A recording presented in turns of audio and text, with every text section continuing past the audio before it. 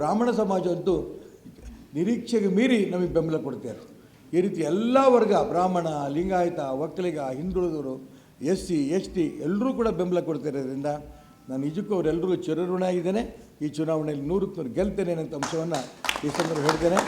ಮತ್ತು ನಾಳೆ ಬೆಳಗ್ಗೆ 10 ಗಂಟೆಗೆ ರಾಮಣ್ಣ ಶೆಟ್ಟಿ ಪಾರ್ಕ್ನಿಂದ ನಮ್ಮ ನಾಮಪತ್ರ ಸಲ್ಲಿಕೆ ಬೆಳಗ್ಗೆ ಗಣಪತಿ ಪೂಜೆ ಮಾಡಿ ಅಲ್ಲಿಂದ ಗಾಂಧಿ ಬಜಾರು, ನೆಹರು ರಸ್ತೆ ಮುಖಾಂತರ ಹೋಗ್ತೀವಿ.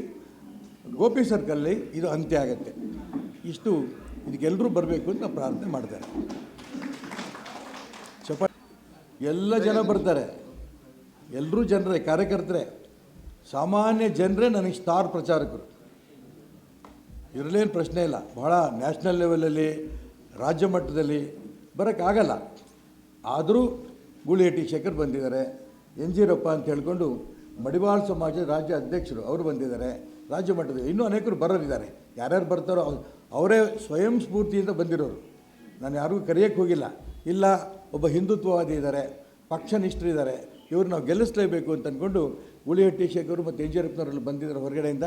ಅವ್ರು ರಾಜ್ಯದ ಅಧ್ಯಕ್ಷರು ಮಡಿವಾಳ ಸಮಾಜಕ್ಕೆ. ಗೂಳಿಹಟ್ಟಿ ಶೇಖರ್ ಬಗ್ಗೆ ನಿಮಗೆ ಗೊತ್ತಿದೆ, ಹಿಂದಿನ ಮಂತ್ರಿಗಳು ಕೂಡ ಆಗಿದ್ದಾರೆ. ಬೋವಿ ಸಮಾಜದ ಪ್ರಮುಖರು.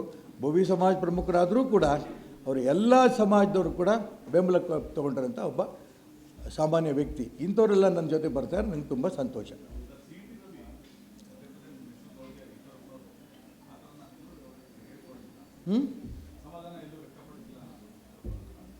ಅವ್ರು ಮಾಡ್ಯಾರ, ಅವರು ಅಸಮಾಧಾನ ವ್ಯಕ್ತಪಡಿಸಿ ನಾನೇನು ಹೇಳಿದ್ದೀನಿ? ನಾನು ಹೇಳಿಲ್ಲ. CT ರವಿ ಕೊಟ್ಟಿಲ್ಲ, ಯಾಕೆ ಅಂತ ನಾನು ಕೇಳ್ತಾ ಇದ್ದೀನಿ. ಪ್ರತಾಪ್ ಸಿಂಹ ಕೊಟ್ಟಿಲ್ಲ, ಯಾಕೆ? ಬಸವನಗೌಡ ಪಾಟೀಲ್ ಮೂಲೆ ತಳ್ಳಿರೋದು ಯಾಕೆ? ಅನಂತಕುಮಾರ್ ಹೆಗಡೆ ಯಾಕೆ ಕೊಟ್ಟಿಲ್ಲ? ನಾನು ಕೇಳ್ತಿದ್ದೀನಿ. ಅವರ ಅಸಮಾಧಾನ ವ್ಯಕ್ತಪಡಿಸಿರೋದು ಎಲ್ಲಿ ವ್ಯಕ್ತಪಡಿಸಿದ್ರೆ ಏನು ಹೇಗೆ ಅಂತ ಆಮೇಲೆ ಹೇಳ್ತೀನಿ. ನಾವು ಅವ್ರ MLA ಚುನಾವಣೆ ಸೋಲಿಸಿದ್ದು ಯಾರು? ಇದೆಲ್ಲ ಅಂಶಗಳು ಕೂಡ ಎಲ್ಲ ಬಹಿರಂಗ ಆಗುತ್ತೆ. ದಿನ ಬೇಕು, ಸಮಯ ಬೇಕು ಅದಕ್ಕೆ. ಖಂಡಿತ ಹೌದು, ಹೌದು.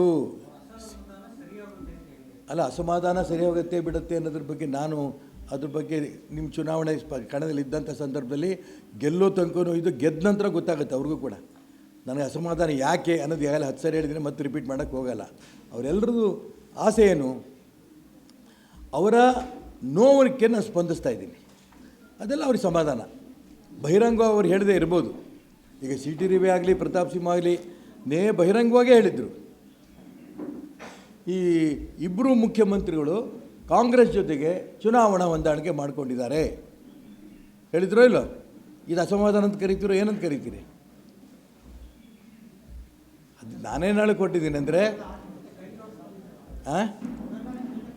ಕೈ ಜೋಡಿಸೋದಕ್ಕೆ ಅವರು ಒಂದು ಪೊಲಿಟಿಕಲ್, ನಾನು ಧೈರ್ಯ ಮಾಡಿ ನುಗ್ಗಿದ್ದೇನೆ.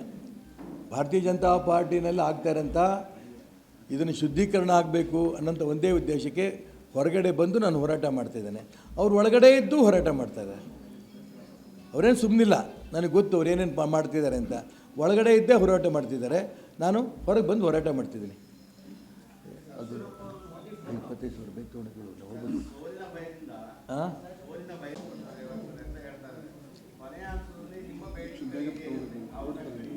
ನೋಡಿ, ಒಂದು ಹೇಳ್ತೀನಿ ಕೇಳಿ.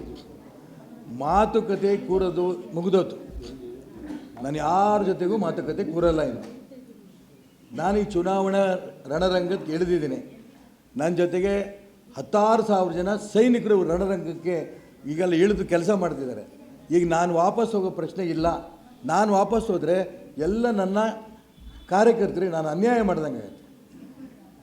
ನಡು ನೀರಿನಲ್ಲಿ ಬಿಟ್ಟೋದಂಗೆ ಆಗುತ್ತೆ. ಅವ್ರಿಗೆ ಭಾಳ ನುಗ್ಗಿ ಕೆಲಸ ಮಾಡ್ತಾ ಇರೋರಿಗೆ ನಾನು ಯಾವ ಕಾರಣಕ್ಕೂ ಅವರಿಗೆ ನಿರಾಶೆ ಮಾಡೋದಿಲ್ಲ. ಈ ಚುನಾವಣೆ ಗೆಲುವೇನೆ ಅವ್ರದ್ದು ಮತ್ತು ನನ್ನದು ಯಶಸ್ವಿ ಆಗುತ್ತೆ ಅನ್ನೋಂಥ ವಿಶ್ವಾಸ ನನಗಿದೆ.